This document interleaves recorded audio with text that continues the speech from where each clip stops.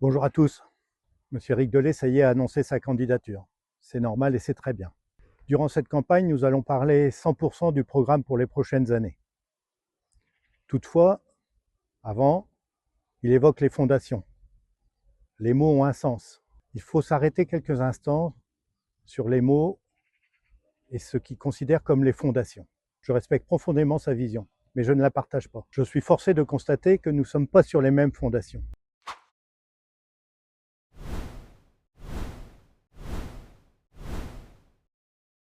La sécurité. Selon M. Delay, nous aurions gagné. L'insécurité aurait baissé de 25%. Je vous laisse juge, nous le vivons tous au quotidien. Bientôt, à l'écouter, Lens serait presque trop sécuritaire. Nous n'avons clairement pas le même thermomètre, et le nôtre indique des actions. Et puis, notre gestion a été exemplaire, sans endetter la ville. L'endettement. Nous avons investi sans provoquer d'endettement. J'imagine très bien les chiffres qu'il va nous sortir. Il va présenter un budget 2026 dans lequel les investissements ne sont pas planifiés, élection oblige. Donc, on va comparer des choses qui ne sont pas comparables. Je vous invite simplement à aller sur le site de la préfecture et comparer ce qui est comparable. Nous avons traversé ensemble des crises sans précédent. La crise de l'énergie, de l'inflation des prix, liée à l'invasion de l'Ukraine par la Russie. Malgré cela, nous avons maintenu le cap. La crise énergétique. Alors là, monsieur Delay, on ne peut pas vous dire merci. C'est de la faute à Poutine, évidemment. Je ne suis pas là pour défendre monsieur Poutine, qui a incontestablement cherché à déstabiliser l'Europe. Mais je ne vois pas ce que monsieur Delay a fait, lui, pour protéger les Lannois dans ce domaine. Pas même une position forte envers ses amis, Édouard Philippe, Bruno Le Maire ou Emmanuel Macron.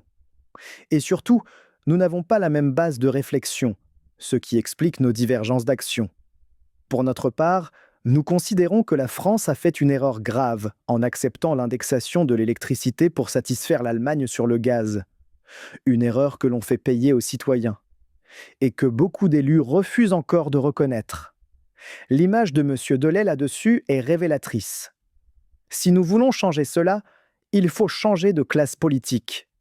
Il faut donner plus de pouvoir à ceux, à droite comme à gauche, qui demandent de renégocier le marché de l'énergie, comme l'a fait l'Espagne. La situation actuelle est injuste et techniquement injustifiée. Si les Français veulent exprimer un mouvement de ras-le-bol, eh bien, il pourrait venir de là. Et aujourd'hui encore, force est de constater que nos élus ne nous protègent pas. Ils ne dénoncent même pas ce scandale pour les consommateurs et ce vandalisme d'État envers notre entreprise nationale, EDF. Monsieur Delay et ses colistiers sont les leaders de cette idéologie qu'il faut corriger. De Aude Bonneau à Antoine Lefèvre en 2014, ils ont tous été sur la même liste avec monsieur Éric Delay. Et aujourd'hui, ils fréquentent tous Emmanuel Macron, Édouard Philippe, Gérard Larcher et tous ces macronistes de l'ex-droite et de l'ex-gauche. La Chambre régionale des comptes a salué cette gestion saine et cette maîtrise financière. La Chambre régionale des comptes vérifie simplement si les dépenses de la commune ont été réalisées conformément aux règles. Heureusement, c'est le cas. Mais en aucun cas elle ne valide la qualité de vie des Lannois, le développement économique, l'amélioration de l'habitat, la santé du commerce ou l'adaptation de la circulation. Ça, ce sont les Lannois qui en jugent. Bref, arrêtons les divergences sur le constat. Elles sont avérées. Je souhaite à tous une bonne campagne, c'est important. Je la souhaite à tous les candidats et surtout à tous les Lannois. Maintenant, nous allons aller vers le futur, soit la continuité, soit le changement. Nous voulons remettre des infrastructures, du stationnement, du développement économique, du bon sens, améliorer la sécurité. Alors, je vous dis à bientôt, à votre écoute et à votre service.